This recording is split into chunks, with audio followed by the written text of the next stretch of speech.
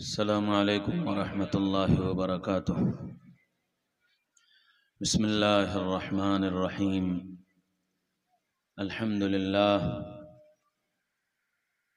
الحمد لله الذي رفع السماوات بغير عمد ترونها وألقى في الأرض رواسي أن تميد بكم وجعل فيها فجاجا سبلا لعلكم تهتدون، ونشهد أن لا إله إلا الله وحده لا شريك له، ونشهد أن سيدنا ونبينا ومولانا محمدًا عبده ورسوله، وصلى الله عليه وعلى آله وأصحابه وأزواجه وبارك وسلم تسليما كثيرا كثيرا.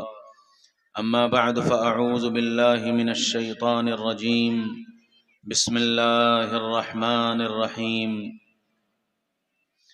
يا أيها المزمل قم الليل إلا قليلا نصفه أو انقص منه قليلا أو زد عليه ورتل القرآن ترتيلا. وقال رسول الله صلى الله تعالى عليه وسلم: سيأتي زمان لا يبقى من الإسلام إلا اسمه ولا يبقى من القرآن إلا رسمه، أو كما قال عليه الصلاة والسلام. قابل قدر، قابل احترام حضرات علماء کرام اور بہت ہی قابل قدر میرے بھائیوں، دوستوں، عزیزوں، بزرگوں اور بڑی امیدوں سے وابستہ پردے میں بیٹھی میری ماؤں اور بہنوں، اللہ تعالیٰ نے ہماری اور آپ کی ہدایت اور تربیت کے لیے اپنے نبی سیدنا محمد رسول اللہ صلی اللہ علیہ وسلم پر قرآن پاک نازل فرمایا ہے۔ قرآن صرف ثواب کی کتاب نہیں ہے کہ پڑھ لیں گے تو ثواب ملے گا اور پڑھ کر بخش دیں گے تو ثواب پہنچ جائے گا، پڑھ لیں گے تو برکت حاصل ہو جائے گی۔ قرآن صرف ثواب اور برکت کی کتاب نہیں ہے۔ قرآن ہماری زندگی کے ہر موڑ پر ہماری رہبری اور رہنمائی کرنے کے لیے آئی ہے۔ قرآن نے انسانوں کی پیدائش سے لے کر اور موت تک ہر مرحلے پر ہم کو کیا کرنا ہے اور زندگی کیسے گزارنی ہے، قرآن یہ سب سکھانے اور بتانے کے لیے آیا ہے۔ آج ہمارا اور آپ کا اور پوری امت کا المیہ یہ ہے کہ اس امت نے قرآن کو صرف ثواب کی کتاب بنا لیا ہے۔ کسی کا انتقال ہو جائے تو قرآن پڑھ لو، دکان کھل رہی ہے تو قرآن پڑھ لو، کارخانہ کھل رہا ہے تو قرآن پڑھ لو، اور افسوس اس سے زیادہ یہ ہے کہ ایسے موقعوں پر بھی خود قرآن پڑھنے کا خیال نہیں آتا، بلکہ مدرسے میں جاتے ہیں کہ جی بچوں کو بھیج دو قرآن پڑھنے کے لیے۔ دکان تمہاری، قرآن بچے پڑھیں گے، مرا تمہارا باپ، قرآن بچے پڑھیں گے، فیکٹری تم کھولو گے اور قرآن بچے پڑھیں گے۔ میرے بھائیوں، دوستو، عزیزو، بزرگوں، یہ قرآن امت کے ہر فرد سے مخاطب ہے، مرد ہو، عورت ہو، بوڑھا ہو، جوان ہو، شہری ہو، دیہاتی ہو، قرآن کی ایک ایک آیت اور ایک ایک لفظ امت کے تمام افراد سے مخاطب ہے۔ اور جہاں قرآن یا ایھا الذین آمنو کہتا ہے، جہاں قرآن یا ایھا الانسان کہتا ہے، وہاں اس آمنو کی جگہ اپنا نام رکھ لو کہ قرآن مجھے آواز دے کر کے کہہ رہا ہے، مجھے پکار کر کے کہہ رہا ہے کہ ایسے بنو، ایسے ہو جاؤ، ایسا کرو۔ قرآن پاک کے اندر اللہ تعالیٰ نے بے شمار جگہوں پر ہم کو اور آپ کو پکارا ہے اور آواز دی ہے۔ تقریباً 282 جگہ قرآن نے ہم کو آواز دی۔ اور ہر یا ایھا الذین آمنو کے بعد اللہ تعالیٰ نے ایک کام بتایا ہے، یہ کرنا ہے اور یہ نہیں کرنا ہے۔ اگر امت اس قرآن کو اپنی زندگی کے لیے ایک آئیڈیل بک سمجھ لے، ایک گائیڈ بک سمجھ لے، تو انسان کی زندگی کے اندر ایک بڑا انقلاب، ایک بڑی تبدیلی آ جائے۔ ہماری اور آپ کی زندگی میں رات اور دن آتے ہیں، اور جتنا وقت گزر چکا، ہر دن بھی آیا اور رات بھی آئی، اور آگے جتنا وقت باقی ہے دن بھی آئے گا اور رات بھی آئے گی۔ قرآن نے ہم کو بتایا کہ ہم تمہارا دن کیسا دیکھنا چاہتے ہیں اور دن میں تم کیسے رہو، اور ہم تمہاری رات کیسی دیکھنا چاہتے ہیں اور رات میں تم کیسے رہو۔ چنانچہ فرمایا یا ایھا المدثر قم فانذر، او چادر لپیٹ کر بیٹھنے والے اٹھ جاؤ۔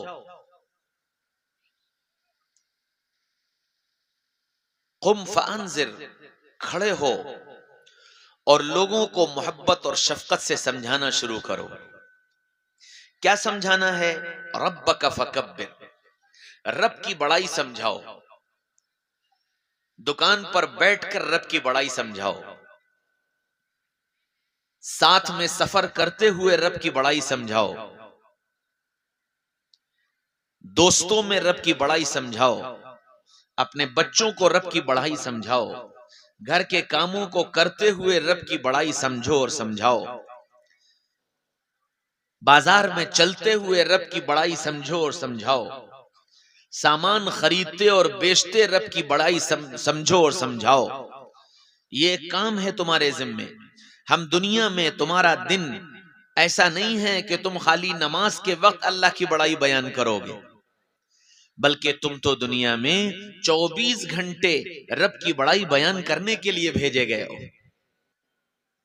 تم دکاندار سے مال خریدو تو اس کو اپنے اللہ کا تعارف کراؤ، تم کسی کو مال بیچو تو اس کو اللہ کا تعارف کراؤ، تم چیزوں کو استعمال کرو تو اس کے ذریعے سے رب کا تعارف کرو اور کراؤ، تم لوگوں کو چیزیں استعمال کرنے کے لیے دو تو ان کو رب کا تعارف کراؤ۔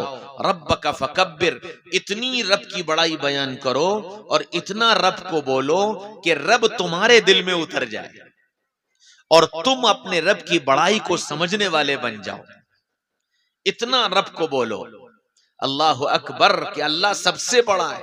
میری دکان سے، میرے کاروبار سے، میرے کھیت سے، میری اولاد سے، میری ملازمت سے، میرے ساز و سامان سے، میرے سارے نقشوں سے، ان سب سے بڑا اللہ ہے۔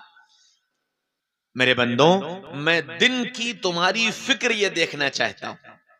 میں کاروبار کرنے کو منع نہیں کر رہا ہوں، میں کھیتی کرنے کو منع نہیں کر رہا ہوں، میں شادی بیاہ کرنے کو منع نہیں کر رہا ہوں، میں تمہاری دنیا کی جو مشغولیتیں ہیں ان سے میں تمہیں روک نہیں رہا ہوں۔ ان سب میں رہتے ہوئے اپنے رب کی بڑائی کو یاد رکھو، رب کی عظمت کو یاد رکھو، اور اتنا رب کو بولو، اتنا رب کو بولو کہ رب کی پاکیزگی اور رب کی عظمت، وَثِيَابَكَ فَطَهِّرْ، کہ وہ رب کی پاکیزگی تمہارے ظاہر کو بھی اور تمہارے باطن کو بھی اللہ کی نافرمانی سے پاک اور صاف کر دے۔ تم اتنی رب کی بڑائی بولو کہ تمہارے دل کے اندر اس رب کے حکم کے توڑنے کا خیال ہی نہ آنے پائے۔ اتنی رب کی بڑائی بولو کہ اپنے رب کی نافرمانی کا جذبہ ہی نہ پیدا ہونے پائے۔ اتنی رب کی بڑائی بولو کہ جب کوئی گناہ کا موقع آئے تو رب کی بڑائی اور رب کی عظمت تم کو اس گناہ سے روک دے۔ اتنی رب کی بڑائی بولو کہ رب کا استحضار تم کو چلتے پھرتے تنہائی میں اور مجمع میں، رات کی اندھیری میں اور دن کے اجالے میں تمہیں اپنے رب کا استحضار ہو جائے۔ اور جس بندے کو رب کا استحضار ہو جاتا ہے وہ بندہ گناہوں سے پاک صاف ہو جاتا ہے۔ رب کے استحضار کا مطلب کیا ہے؟ استحضار کا مطلب یہ ہے کہ میرا رب مجھے دیکھ رہا ہے، میرا رب مجھے دیکھ رہا ہے، میری نقل و حرکت سے واقف ہے، میری زبان سے نکلے ہوئے الفاظ میرا رب سن رہا ہے۔ یہ استہزار جس بندے کے دل میں پیدا ہو جائے گا وہ بند کمرے میں بھی گناہ سے بچ جائے گا، وہ بند کمرے میں بھی نافرمانی سے بچ جائے گا۔ اور جو دل گناہوں سے بچ گیا، جو دل گناہوں سے بچ گیا، جو جسم گناہوں سے بچ گیا، وہ پاک ہو گیا، صاف ہو گیا، ستھرا ہو گیا۔ وَثِيَابَكَ فَطَهِّرْ، اور پھر یہ اندر کی پاکیزگی اس کے ظاہر کو بھی پاک صاف کر دے گی، اس کا ظاہر بھی نورانی بن جائے گا۔ تو تم اتنی رب کی بڑائی بیان کرو کہ تمہارا اندرون بھی پاک صاف ہو جائے اور تمہارا ظاہر بھی پاک صاف ہو جائے۔ اپنے رب کی اتنی بڑائی بیان کرو کہ تمہارے دن میں چلنے پھرنے میں اور تجارت کرنے میں، ملازمت کرنے میں، کھیتی باڑی کرنے میں یہ دنیا تم پر اتنی غالب نہ آنے پائے کہ تم رب کو بھول جاؤ، بلکہ ان ساری چیزوں میں رہتے ہوئے رب کو یاد رکھنا، رب کی بڑائی یاد رکھنا، رب کی عظمت یاد رکھنا، رب کے تذکرے کرتے رہنا، رب کے کہنا ماننے کا جذبہ اپنے دل کے اندر پیدا کرتے رہنا، اور یہ دھیان رکھنا کہ میری ہر نقل و حرکت میرا رب دیکھ رہا ہے۔ پھر فرمایا وَثِيَابَكَ فَطَهِّرْ، میرے بندوں اپنے آپ کو اندرون کے ساتھ ساتھ باہر سے بھی پاک صاف کرو کہ تمہارا باہر بھی پاک صاف ہو جائے، تمہاری آنکھ گناہ نہ کرے، تمہارے کان گناہ نہ کریں، تمہاری زبان گناہ نہ کرے، تمہارا ہاتھ گناہ نہ کرے، تمہارے پیر گناہ نہ کریں، کہ تمہارے سارے ظاہری اعضاء گناہوں سے پاک صاف ہوتے چلے جائیں۔ تم بازار میں رہو لیکن تمہاری نگاہ نیچی رہے، تم لوگوں کے درمیان میں بیٹھو لیکن تمہاری زبان محفوظ رہے، تم کمزوروں کے بیچ چلو لیکن تمہارے ہاتھ محفوظ رہیں، تم گھر سے باہر نکلو لیکن تمہارے قدم غلط اٹھنے سے رک جائیں۔ اتنی رب کی بڑائی بیان کرو، اور یہ سب جب ہی ممکن ہے کہ آنکھ اس وقت جھکے گی جب یہ استحضار ہوگا کہ میرا اللہ مجھے دیکھ رہا ہے۔ یہ زبان غلط بول سے اس وقت رکے گی جب یہ استحضار ہوگا کہ میرے زبان سے نکلے بول اللہ سن رہا ہے۔ یہ ہاتھ غلط کام سے اس وقت رکے گا جب یہ استحضار ہوگا کہ میرا اللہ مجھے دیکھ رہا ہے۔ یہ قدم غلط اٹھنے سے جب رکیں گے جب یہ استحضار ہوگا کہ میرا رب میرے قدم کے اٹھنے کو دیکھ رہا ہے۔ اس لیے فرمایا وَثِيَابَكَ فَطَهِّرْ، یہاں اتنے پاک صاف ہو جاؤ کہ اس پاکی اور صفائی کا اثر تمہارے کپڑوں تک سے نظر آنے لگے، اتنے صاف ستھرے بن جاؤ۔ چونکہ دن میں تمہارے سامنے ایسے مواقع ہوں گے جہاں تم رب کی نافرمانی کرو گے، جہاں تم غفلت میں چلے جاؤ گے، جہاں تم رب کو بھول جاؤ گے۔ اس لیے قرآن نے یاد دلایا کہ دیکھو تم دنیا میں رب کی بڑائی بتانے کے لیے اور رب کا استحضار پیدا کرنے کے لیے بھیجے گئے ہو۔ ایسا نہ ہو جائے کہ دنیا کی مصروفیت اور مشغولیت اور دنیا کی چمک اور دمک تم کو رب سے غافل کر دے اور تم گناہوں کی طرف چل پڑو، تمہاری آنکھ آوارہ ہو جائے، تمہاری زبان بے قابو ہو جائے، تمہارے کان عیاش بن جائیں۔ ایسا نہ ہونے پائے۔ وَثِيَابَكَ فَطَهِّرْ، اپنے آپ کو پاک صاف کرنا اور اسی پاکی اور صفائی کے ساتھ پورا دن گزارنا۔ اور جب یہ تم دن ایسا گزار لوگے، جب ایسا دن گزار لوگے تو پھر رات ہم تمہاری کیسی دیکھنا چاہتے ہیں؟ فرمایا یا ایھا المزمل قم اللیل الا قلیلا، کیوں چادر اوڑھ کر سونے والوں اٹھ جاؤ، اٹھ جاؤ اور میرے سامنے کھڑے ہو جاؤ، مجھ سے باتیں کرو۔ کتنی دیر؟ نصفہ، آدھی رات میری آدھی رات تمہاری، آدھی رات سو لیا کرو، آدھی رات مجھ سے باتیں کیا کرو۔ اللہ تو اللہ ہے، اللہ جانتا تھا کہ 1400 سال کے بعد کے آنے والے ان سے آدھی رات کا مانگنا اور یہ امید کرنا کہ آدھی رات مجھے دے دیں گے ممکن ہی نہیں ہے، کیونکہ آدھی رات تک تو یہ چوپال آباد کریں گے، یہ پنچایتیں کریں گے، یہ کسی کو گرائیں گے، کسی کو اٹھائیں گے، یہ کسی کی ٹوپی اچھالیں گے اور کسی کو ٹوپی پہنائیں گے۔ یہ اس کی اور اس کی اور یہاں کی اور وہاں کی اور ساری دنیا کے قلابے ملائیں گے اور اپنی چوپالوں میں بیٹھ کر کے دنیا کی سیاست میں پتہ نہیں کتنے بڑے بڑے انقلاب لے آئیں گے اور اپنی چوپالوں میں بیٹھ کر کے نہ جانے کتنوں کی اصلاح کر دیں گے اور نہ جانے کتنوں کی زندگیوں کے فیصلے کر دیں گے. ان کو اتنے کام ہیں رات میں تو ابھی آدھی رات مجھے کہاں دے دیں گے؟ تو اللہ تعالیٰ نے اگلا جملہ کہا اوینقص، اچھا آدھی نہیں دے سکتے تو ایک حصہ دے دو، 2 حصہ تمہارا اور 1 حصہ ہمارا. پھر وہی بات، اللہ تو اللہ ہے، جانتا تھا کہ ان کے بس میں 1 حصہ بھی نہیں ہے، کیونکہ آدھی رات تو چوپال میں اور اس کے بعد جو بچی اس کا آدھا حصہ موبائل کی نظر، کیونکہ سارا فیس بک یونیورسٹی، واٹس ایپ یونیورسٹی اور یوٹیوب اور ٹویٹر اور نہ جانے کیا کیا اس پر اتنا یہ فعال ہے، اتنا متحرک ہے کہ ہر سائٹ پر اس کا اکاؤنٹ بنا ہوا ہے اور اس کے پاس نہ جانے کتنے میسیجز آ رہے ہیں اور ان میسیجز کا جواب دیے بغیر اگر یہ سو گیا تو اگلی صبح دنیا میں پتہ نہیں کتنا بڑا انقلاب آ جائے گا اور تہلکہ مچ جائے گا. ساری دنیا اس کے جوابات کی منتظر بیٹھی ہوئی ہے، اس لیے بیچارہ آدھی رات تک بیٹھ کر کے کبھی واٹس ایپ پر جواب دیتا ہے، کبھی فیس بک پر پوسٹ ڈالتا ہے، کبھی یوٹیوب پر الگ الگ چینل سن کر کے ان پر کمنٹس کرتا ہے، کسی کو گراتا ہے، کسی کو اٹھاتا ہے. اور یہ تو وہ لوگ ہیں جو کچھ موبائل کا استعمال سلیقے سے کر رہے ہیں، ورنہ باقی تو الامان الحفیظ کہ اس آدھی رات میں اس موبائل پر کیا ہو رہا ہے. زندگیاں برباد ہو رہی ہیں، رشتے برباد ہو رہے ہیں، جوانیاں برباد ہو رہی، صحت برباد ہو رہی اور نہ جانے کیا کیا ہو رہا ہے. 1 حصہ رات کا اس کی نظر ہو جاتا ہے. اب یہ میرا بندہ مجھے کہاں سے وقت دے دے گا؟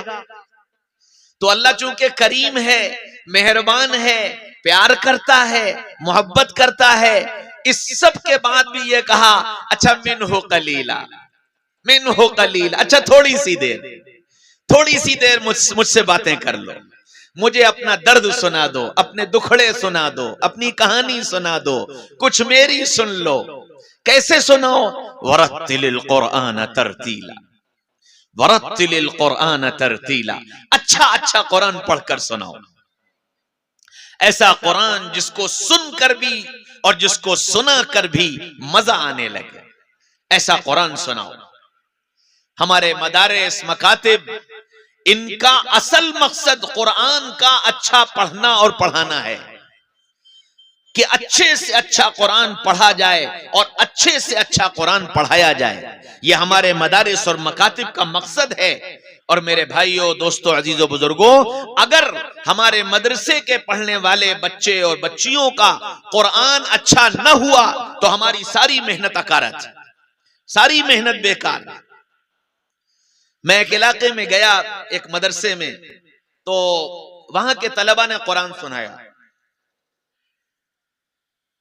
10-12 بچوں نے الگ الگ درجے کے قرآن سنایا اور سارے بچوں کا قرآن پڑھنے کا لہجہ ایک جیسا سب کا.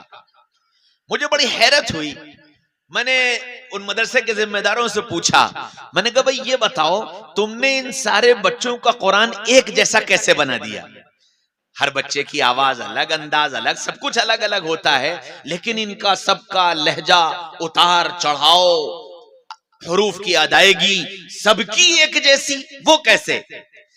تو بتانے لگے کہ ہمارے یہاں عشاء کی نماز کے بعد 1.5 گھنٹے تک امام حرم ماہر المعقلی کا قرآن موبائل پر چلایا جاتا ہے اور اس کو سلو موشن میں چلایا جاتا ہے اور بچوں کے سامنے چھوٹی چھوٹی صورتیں اس موبائل میں ان کی آواز میں چلائی جاتی ہیں اور بچوں سے کہا جاتا ہے کہ اس طرز پر تم کو یہ پڑھنا ہے.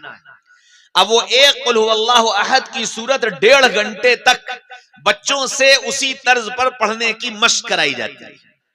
پورے سال یہ سلسلہ چلتا ہے. نتیجہ یہ ہوتا ہے کہ جب ہم 2 مہینے 3 مہینے 10 20 30 صورتیں ایک طرز پر محنت کروا کر کے 2 دن 4 دن 6 دن جب ہم اس طرز پر ان کو لے آتے ہیں تو پھر سارا قرآن وہ اسی طرز پر پڑھنے لگتے ہیں. بڑی خوشی ہوئی, کہنے لگے مولانا ہمارے یہاں 350 بچے ہیں, آپ کسی بچے کا قرآن اٹھا کر سن لیجئے, سب کا لہجہ ایک جیسا ہوگا اور سب کا انداز ایک جیسا ہوگا. ہاں, اللہ کو قرآن اچھا پسند ہے. قرآن اللہ تعالیٰ کہتے ہیں مجھے اچھا سناؤ, اور اتنا پسند کہ جناب رسول اللہ صلی اللہ علیہ وسلم کے پاس حضرت جبریل کو بھیجا اور یوں کہا کہ محمد صلی اللہ علیہ وسلم, اللہ تعالیٰ نے یہ پیغام کہلوایا ہے کہ حضرت کعب سے کہیے کہ وہ قرآن سنائیں, وہ قرآن سنائیں. تو اللہ کے رسول نے حضرت کعب کو بلا کر کہا کہ قرآن سناؤ, اللہ تمہارا قرآن سننا چاہتا ہے. تو کہنے لگے یا رسول اللہ کیا میرا نام لے کر کہا ہے؟ اللہ کے رسول نے فرمایا ہاں تمہارا نام لے کر کے کہا ہے.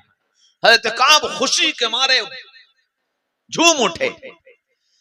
تو اللہ تعالیٰ ہم سے اچھا قرآن سننا چاہتا ہے.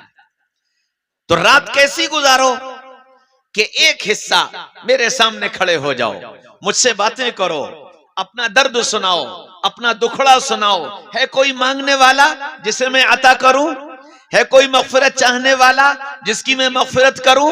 میرے بندوں, میں رات تمہاری ایسی دیکھنا چاہتا ہوں کہ رات کے ایک حصے میں اٹھ کر تم مجھ سے باتیں کیا کرو. یہ قرآن بتا رہا ہے, قرآن نے رات بتائی کہ ہم تمہاری رات کیسی دیکھنا چاہتے ہیں. تم کاروبار کرتے ہو, کاروبار کیسے کرو؟ تو قرآن نے 2 باتیں بتائیں, یا ایھا الذین آمنوا اتقوا اللہ وذروا ما بقی من الربا. اے ایمان والوں, ایک بات کان کھول کر سن لو, تجارت کرنا یا کوئی بھی کام کرنا اپنے آپ کو سود سے بچا کر رکھنا. احل اللہ البیع وحرم الربا, اللہ نے خرید و فروخت کو حلال کیا ہے اور سود کو حرام کیا ہے. فَإِن لَمْ تَفْعَلُوا فَأَذَنُوا بِحَرْبٍ مِّنَ اللَّهِ وَرَسُولِهِ. اور اگر تم نے اپنے آپ کو سود سے نہ بچایا تو سن لو, اللہ اس کا رسول تم سے اعلان جنگ کرتا ہے. اب تم کاروبار کرنا چاہتے ہو بینک سے لون لے کر کے, تم کاروبار کرنا چاہتے ہو بینک سے لمٹ بنوا کر کے, تم نے قرآن اٹھا کر نہیں دیکھا. قرآن بتاتا ہے کہ کاروبار کیسے کرنا. یا ایھا الذین آمنوا اذا تداینتم بدین الی اجل مسمى فاکتبوہ. اے ایمان والوں, جب تم آپس میں لین دین کیا کرو, پارٹنرشپ کیا کرو یا کسی کو ادھار دیا کرو, تو یہ جو لین دین کا معاملہ کرو اسے لکھ لیا کرو اور لکھے ہوئے پر گواہ بنا لیا کرو, تاکہ اگر کہیں کوئی بات اوپر نیچے ہو تو تمہاری تحریر کے ذریعے سے آپس میں بدمزگی نہ پیدا ہونے پائے. قرآن نے ہم کو تجارت بتائی کہ تجارت کیسے کرنا, کاروبار کیسے کرنا. قرآن کاروبار سکھانے کے لیے بھی آیا تھا کہ کاروبار کیسے کیا جاتا ہے, گھر میں کیسے رہنا, بیوی بچوں کے ساتھ کیسے رہنا. وعاشروہن بالمعروف. اے محمد صلی اللہ علیہ وسلم ان سے کہیے کہ گھر کے اندر خوب اچھی طرح رہا کریں, آپس میں لڑائی جھگڑے نہ کیا کریں. ہن لباس لکم وانتم لباس لہن. اے محمد صلی اللہ علیہ وسلم ان کو بتائیے کہ اے مردوں, ہم نے تم کو عورتوں کے لیے لباس کی جگہ پر بنایا ہے, اور اے عورتوں ہم نے تم کو مردوں کے لیے لباس کی جگہ پر بنایا ہے. کیا مطلب؟ جسم کے جتنے عیب ہوتے ہیں یہ لباس ان عیبوں کو چھپا لیتا ہے. تو گویا عورتوں سے یوں کہا گیا کہ تم اپنے مردوں کے عیبوں کو ساری دنیا میں بیان کرتی نہ پھرا کرو. مردوں سے کہا گیا تم اپنی عورتوں کے عیبوں کو ساری دنیا میں بیان کرتے نہ پھرا کرو, بلکہ ایک دوسرے کے عیب چھپانے والے بنو. عورت سے کہا کہ تم اپنے مرد کے عیبوں کو چھپاؤ, مرد سے کہا کہ تم اپنی عورتوں کے عیبوں کو چھپاؤ, اور پھر وعاشروہن بالمعروف. اور جو کمیاں ہیں ان کو آپس میں مل کر کے دور کرنے کی کوشش کرو. اور یہ دور کیسے ہوں گی؟ ڈنڈے سے نہیں, غصے سے نہیں, گالی بک کر نہیں, لڑ جھگڑ کر نہیں, بلکہ بالمعروف, اچھے طریقے سے, محبت کے ساتھ ایک دوسرے کو سمجھا بجھا کر اپنی کمیاں دور کرو, اپنے عیب ختم کرو اور اپنی زندگی کو خوبصورت بناؤ. پھر مردوں سے کہا کہ یہ عورتیں جو تمہارے نکاح میں آئی ہیں یہ تمہاری نوکرانی بن کر نہیں آئی، یہ تمہاری نوکرانی اور خادمہ بن کر نہیں آئی، یہ تمہاری پارٹنر بن کر کے آئی، ان کی حفاظت تمہارے ذمے ہے۔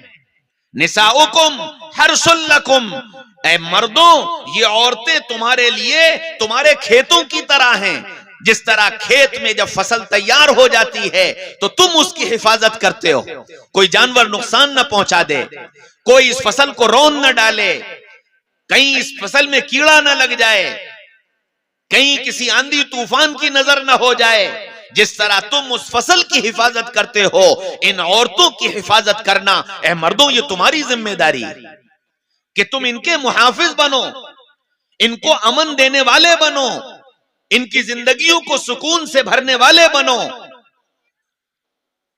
حدیث پاک کے اندر اللہ کے نبی صلی اللہ علیہ وسلم نے فرمایا سب سے کمینہ ہے وہ شخص، سب سے کمینہ ہے وہ شخص جو اپنی عورتوں کو برا بھلا کہتا ہو، ان کو گالی بکتا ہو، ان پر ظلم کرتا ہو، ان پر زیادتیاں کرتا ہو۔ قرآن نے حکم دیا ہے گھر میں کیسے رہو، اپنی زندگی کیسی گزارو، اپنے یاروں دوستوں کے بیچ میں رہو تو کیسے رہو۔ یا ایھا الذین آمنوا اجتنبوا کثیرا من الظن ان بعض الظن اسم، اے ایمان والو پہلی بات تو یہ کہ تم جس معاشرے میں رہ رہے ہو، تمہارے دوست ہیں، تمہارے رشتہ دار ہیں، تمہارے سسرال والے ہیں، تمہارے بھائی بہن ہیں، تمہارے پڑوسی ہیں، تم ان کے بارے میں گمان مت لگایا کرو، گمان مت لگایا کرو، ایسا ہوا ہوگا، ایسا کیا ہوگا، وہاں سے آیا ہوگا، یہاں سے آیا ہوگا، انہوں نے کہا ہوگا، انہوں نے سنا ہوگا۔ قرآن نے اس سے منع کیا، ان بعض الظن اسم، اس لیے کہ بعض گمان گناہ ہوتے۔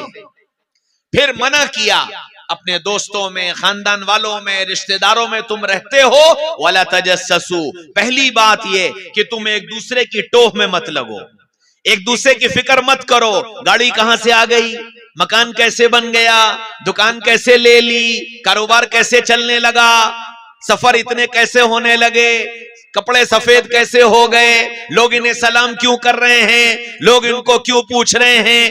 ولا تجسسوا، اس ٹوہ میں مت لگو۔ ولا یغتب بعضکم بعضا، اور ایک دوسرے کی غیبت مت کیا کرو، ایک دوسرے کی برائی مت کیا کرو۔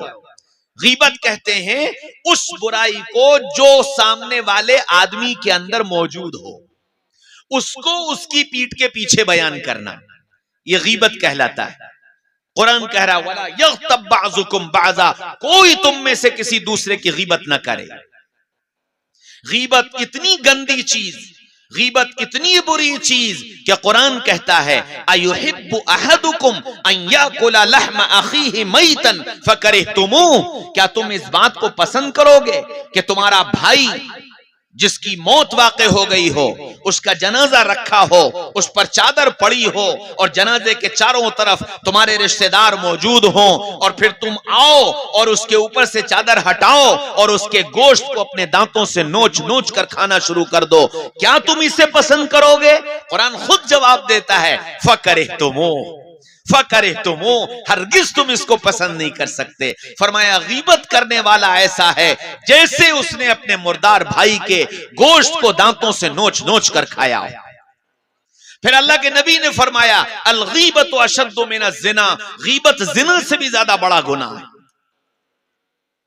تو قرآن بتاتا ہے کہ دوستوں کے بیچ میں کیسے رہنا ہے، قرآن بتاتا ہے سسرال میں کیسے رہنا ہے، قرآن بتاتا ہے کہ بہو کو ساس کے ساتھ کیسے رہنا ہے، قرآن بتاتا ہے کہ ساس کو بہو کے ساتھ کیسے رہنا ہے، قرآن بتاتا ہے اپنے گھر کے ماحول کو خوبصورت بنانے کے لیے بدگمانی، غیبت، جاسوسی، ان ساری چیزوں سے اپنے آپ کو بچا لو، گھر خوبصورت بن جائے گا، رشتے خوبصورت بن جائیں گے۔ کسی کی پیٹھ کے پیچھے بات مت کرو، جب کوئی کسی کی بات شروع کرے صاف کہہ دو جو موجود نہیں اس کی بات نہیں، جو موجود نہیں اس کی بات نہیں، غیبت ختم ہو جائے گی، جاسوسی ختم ہو جائے گی، بدگمانی ختم ہو جائے گی، جو موجود نہیں اس کی بات نہیں، صرف ایک جملہ جو موجود نہیں اس کی بات نہیں۔ تو قرآن بتاتا ہے دوستوں کے ساتھ زندگی کیسے گزاری جاتی ہے، ساتھ والوں کے ساتھ زندگی کیسے گزاری جاتی ہے۔ قرآن نے ایک ایک مرحلے پر ہماری اور آپ کی رہبری اور رہنمائی کی۔ ہم نے قرآن کو اس نظریے سے پڑھا ہی نہیں اور اس نظریے سے قرآن کو سمجھنے کی کوشش ہی نہیں کی۔ اسی وجہ سے ایک ہے قرآن کا یاد کرنا اور ایک ہے قرآن کا سمجھنا اور ایک ہے قرآن پر عمل کرنا۔ یہ مدارس ان کی یہ پہلی سیڑھی ہے کہ یہ بچوں کو قرآن یاد کراتے ہیں۔ ایک مرحلہ ہے کہ یہ حافظ قرآن بنے ہیں، اگلا مرحلہ ہے کہ یہ قاری قرآن بن جائیں، قرآن اچھا پڑھنے والے بن جائیں، پھر یہ عالم قرآن بن جائیں کہ یہ قرآن کو سمجھنے والے بن جائیں، پھر یہ عامل قرآن بن جائیں کہ یہ قرآن پر عمل کرنے والے بن جائیں، پھر آخری مرحلہ ہے کہ یہ ناشر قرآن بن جائیں کہ یہ قرآن کو ساری دنیا میں پھیلانے والے بن جائیں۔ ایک ترتیب ہے۔ میرے بھائیو، دوستو، عزیزو، بزرگوں، قرآن صرف ثواب کی کتاب نہیں۔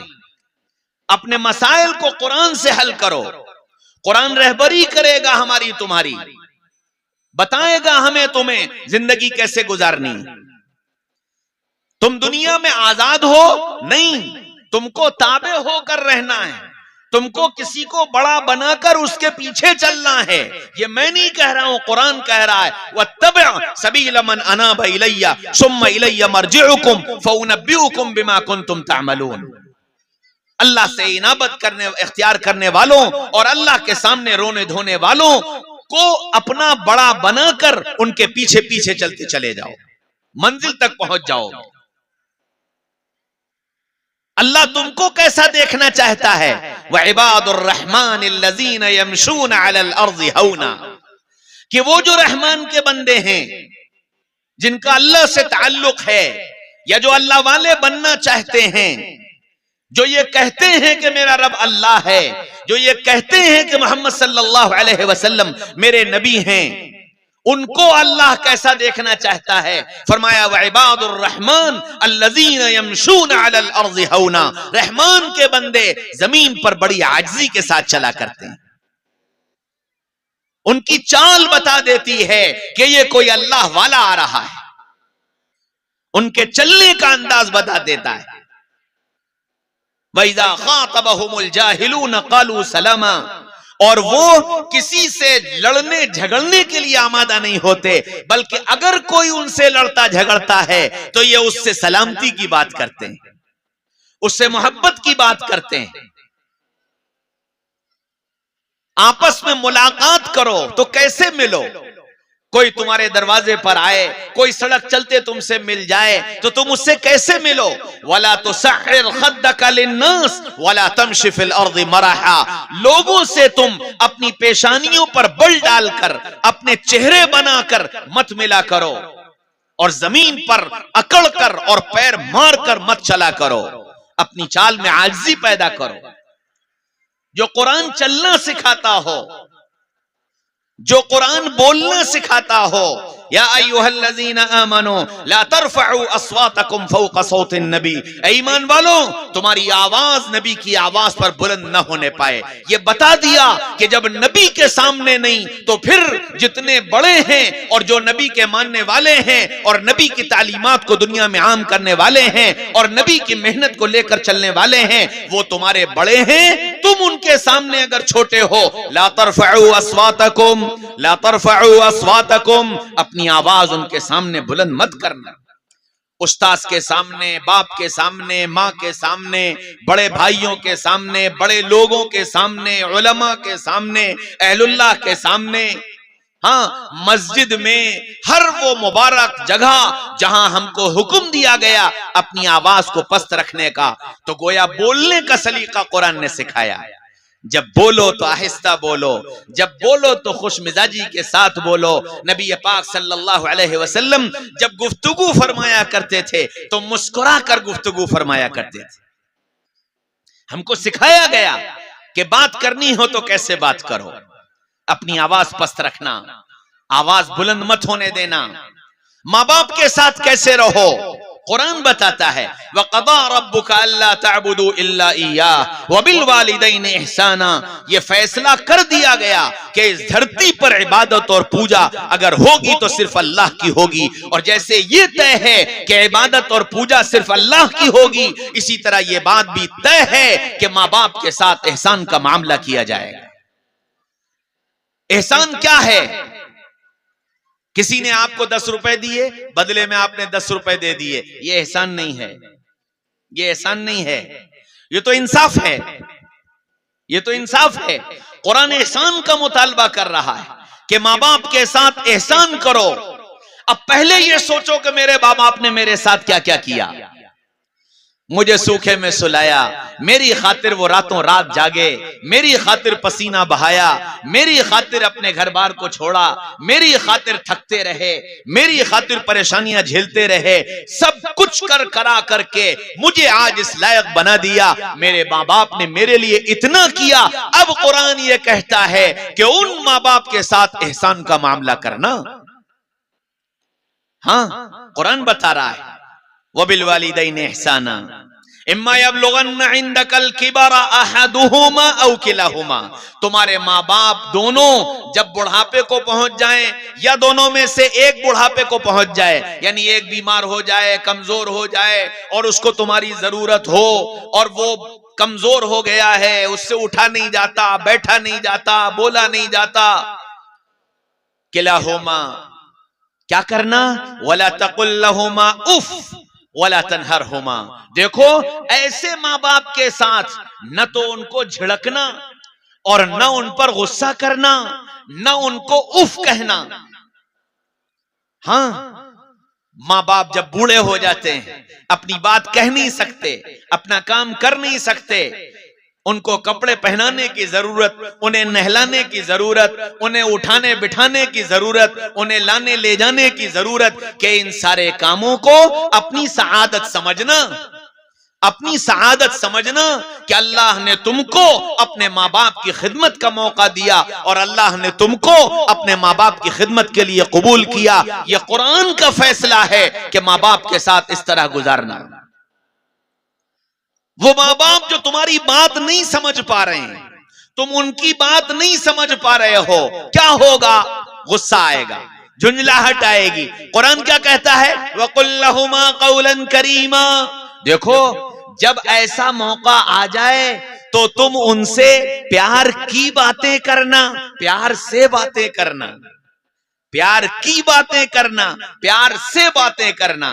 غصہ مت کرنا، ناراض مت ہونا، ان کی بات سمجھ میں نہ آئے تو غصہ مت کرنا، پیار سے بولنا، پیار کی باتیں کرنا، جیسے تمہارے ماں باپ تمہارے ساتھ کیا کرتے تھے. جب تم چھوٹے تھے تم ایک چیز کو 50 مرتبہ پوچھتے تھے اور تمہاری ماں ہنس ہنس کر 50 مرتبہ بتایا کرتی تھی. کبھی اس کو غصہ نہیں آیا، کبھی وہ جھنجھلائی نہیں، کبھی اس نے جھڑکا نہیں. تم نے 50 مرتبہ پوچھا تو 50 مرتبہ مسکرا مسکرا کر اس نے جواب دیا.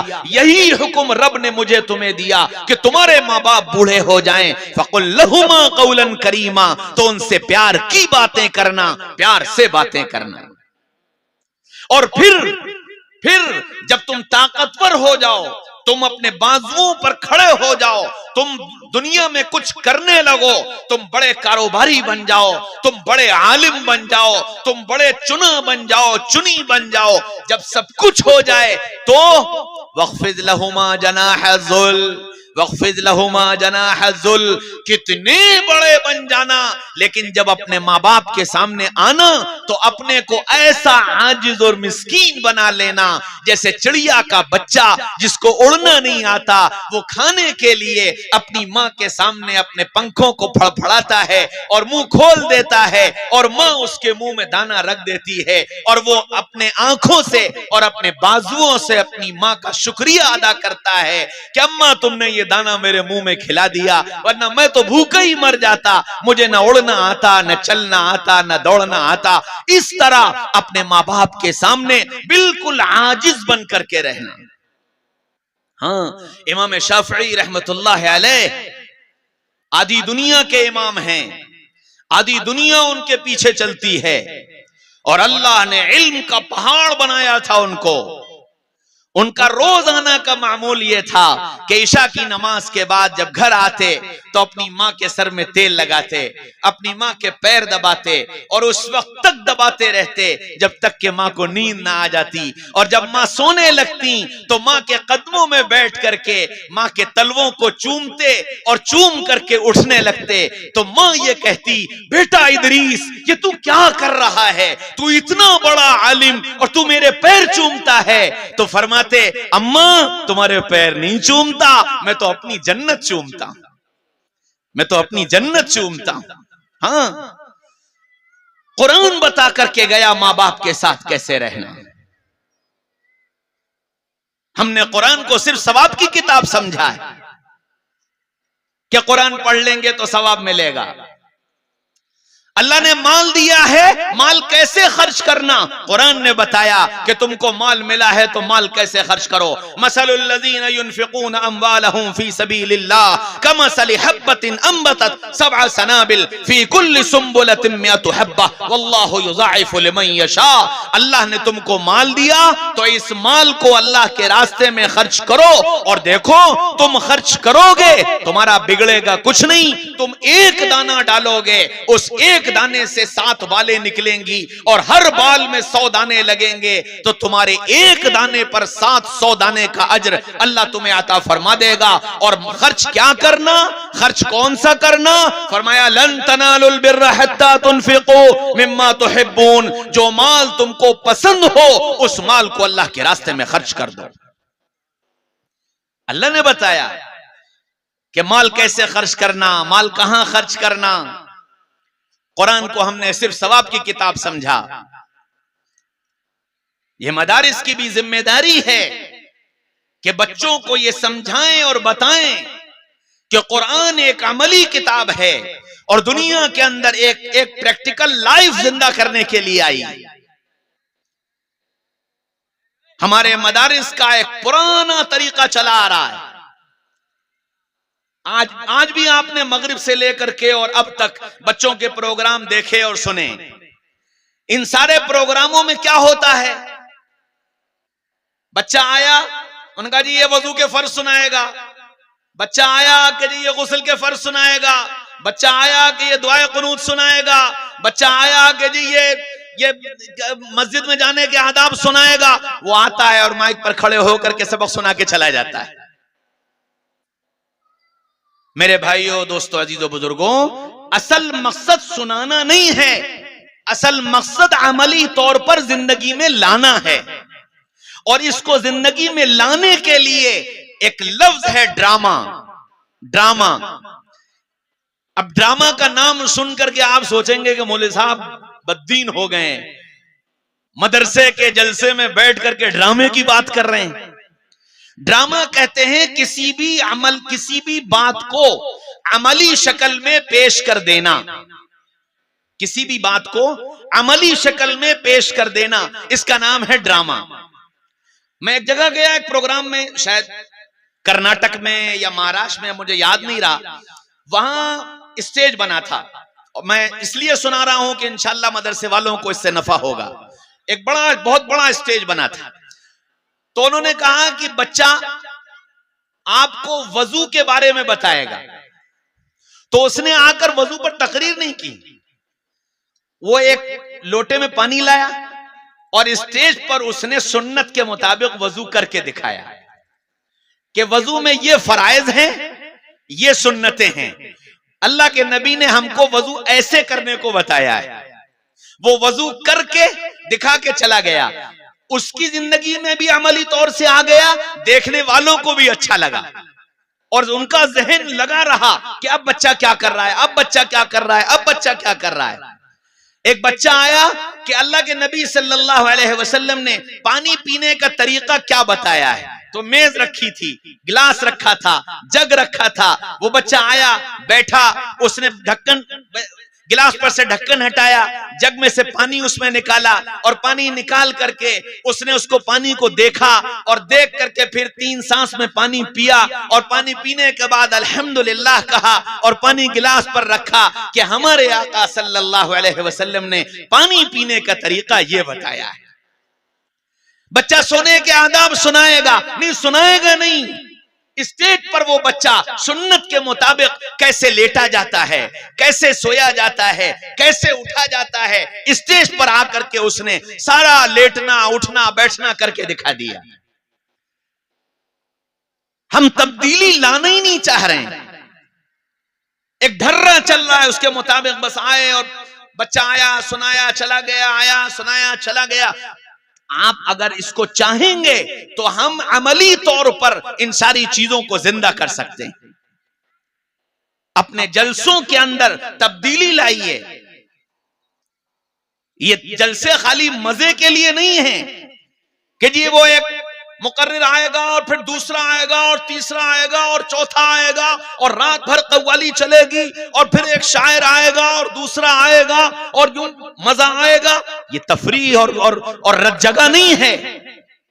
यहां से एक पैगाम लेकर के जाइए, जिंदगी बदलने के फैसले लेकर के जाइए। अहले मदारिस अपने मदारिस के अंदर तब्दीली लाने की सोच लेकर के यहां से उठें कि हमको किस तरह अपने बच्चों के अंदर तब्दीली लानी, उनके लिबास में, उनके उठने बैठने में, उनके चलने फिरने में, उनके खाने पीने में, उनकी एक एक नक्ल हरकत में वो तब्दीली आनी चाहिए जो एक इस्लामी मुआशरा दुनिया में दे करके गया है। मोहम्मद रसूलुल्लाह सल्लल्लाहु अलैहि वसल्लम जो दे करके गए हैं वो पूरी तब्दीली हर एतबार से प्रैक्टिकली अमली तौर पर अपने जलसों में अवाम के सामने पेश करिए कि हम अपने मदरसे के अंदर ये मुआशरा वजूद में ला रहे हैं, इसकी अमली शक्ल तुम ये देखो आकर हमारे जलसे में। आप ऐसा प्रोग्राम बच्चों का दिन भर चलाओगे, मजमा दिन भर बैठ करके देखेगा। तिजारत कैसे की जाती है, स्टेज पर दुकानें लगाई गई और उन दुकानों पर दुकानदार बिठाए गए, खरीदने वाले बच्चे आए, उन्होंने सामान खरीदा। इस्लामी तिजारत क्या है, माल कैसे खरीदते हैं, माल कैसे बेचते हैं, माल में ऐब हो तो क्या होता है, माल वापस किया जाए तो क्या होता है, उधार का लेन देन कैसे होता है, सारी चीजें स्टेज पर करके दिखाई बच्चों ने। क्या यह तिजारत समझ में नहीं आएगी? मेरे भाइयों, दोस्तों, अजीजों, बुजुर्गों, बच्चों को तकरीर याद कराई जाती है, अच्छी चीज है, सीखने का तरीका है कि ये, लेकिन हमेशा याद रखना चाहिए कि हम बच्चों को वो जबान सिखाएं जिस इलाके में वो बच्चा रह रहा है, जिस इलाके के लोगों की जबान समझने की जो सलाहियत है, उस इस्तेदाद के मुताबिक बच्चों की जबान को आसान बनाकर उस तकरीर को याद कराया जाए। किताबों से तकरीर उठाई और बच्चों को याद करा दी, अब उसमें 50 अल्फाज ऐसे आए जो सुनने वालों के सर के ऊपर से गुजर गए, उन्हें पता ही नहीं चला कि ये क्या कह के चला गया। बामकसद हर चीज को बनाने की जरूरत है। इस्लाम बेमकसद जिंदगी दे करके नहीं गया है, कुरान बेमकसद जिंदगी नहीं सिखाता है। कुरान एक बामकसद जिंदगी सिखाता है और इस्लाम एक बामकसद जिंदगी दे करके गया है। अहले मदारिस के जिम्मे ये जिम्मेदारी है कि अपने इदारे में पढ़ने वाले बच्चों को बामकसद जिंदगी दे करके आगे बढ़ाएं, दुनिया के सामने एक अमली नमूना पेश करें। हमारे मदारिस में अरबी पढ़ाई जाती है, 10 साल बच्चा अरबी पढ़ लेता है, लेकिन उसे अरबी बोलना नहीं आती। क्यों? इसलिए कि हमने माहौल नहीं बनाया। एक अंग्रेजी स्कूल में बच्चा पढ़ने जाता है, LKG क्लास में वो अंग्रेजी में बात करना सीख जाता है, वो अपनी बात अंग्रेजी में कहता है, सामने वाले की बात अंग्रेजी में सुनकर उसका अंग्रेजी में जवाब दे देता है। वो कोई और मखलूक है, कहीं और से आ गए वो बच्चे, वो भी मेरे और आपके बच्चे हैं और ये भी मेरे और आपके बच्चे हैं। हमने इन पर कोशिश नहीं की इस बात की कि हम इनको अपनी जबान सिखा सकें। आप याद रखिए, अगर आपने इन बच्चों को जबान नहीं दी तो ये जहां जाएंगे मरूब हो जाएंगे, कि सामने वाले से मुतासिर हो जाएंगे। اس لیے مدارس کے اندر بچوں کی زبان پر، بچوں کے اٹھنے بیٹھنے پر، بچوں کے اندر مضبوطی اور کانفیڈنس، خود اعتمادی جسے کہتے ہیں، وہ بچوں کے اندر پیدا کرنا اہل مدارس کی بڑی ذمہ داری ہے کہ ان بچوں کے اندر خود اعتمادی پیدا ہو، اپنی بات کو مضبوطی کے ساتھ کہہ سکیں، کسی سے متاثر نہ ہو۔ اللہ نے ہم کو اور آپ کو داعی بنا کر بھیجا ہے، ہم مؤثر ہیں، متاثر نہیں ہیں۔ ہمارے ادارے کا بچہ مؤثر بن کر کے نکلے، متاثر بن کر کے نہ نکلے۔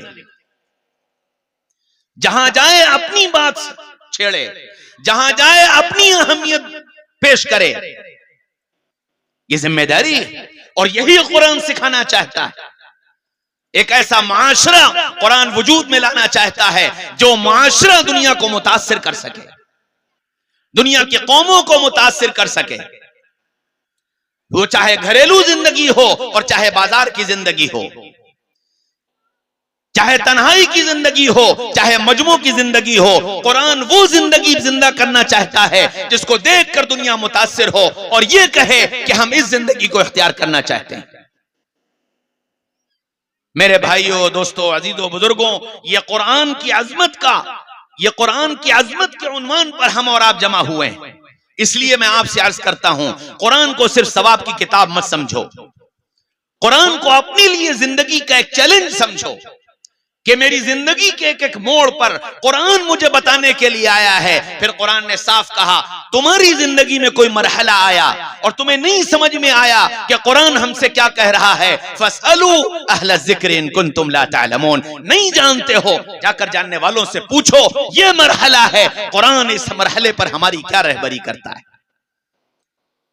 یاد رکھو، قیامت تک امت پر جتنے حالات آئیں گے، قیامت تک امت پر جتنے حالات آئیں گے، ان حالات کا حل قرآن کے اندر موجود ہے، قرآن کے اندر موجود ہے۔ اور اللہ اس حل کو راسخین فی العلم کے سینے پر کھولے گا اور وہ بتائیں گے کہ اس زمانے میں ان حالات میں قرآن ہماری تمہاری کیا رہبری کرتا ہے۔ اس لیے سارا مجمع یہ نیت کرے کہ قرآن کو صرف ثواب کی کتاب سمجھ کر مت پڑھنا، قرآن کو اپنی زندگی کے لیے آئیڈیل اور زندگی کے لیے نمونہ سمجھ کر کے پڑھنا۔ ثواب تو طے ہے، مل کر رہے گا، مل کر رہے گا، ہر حال میں ملے گا۔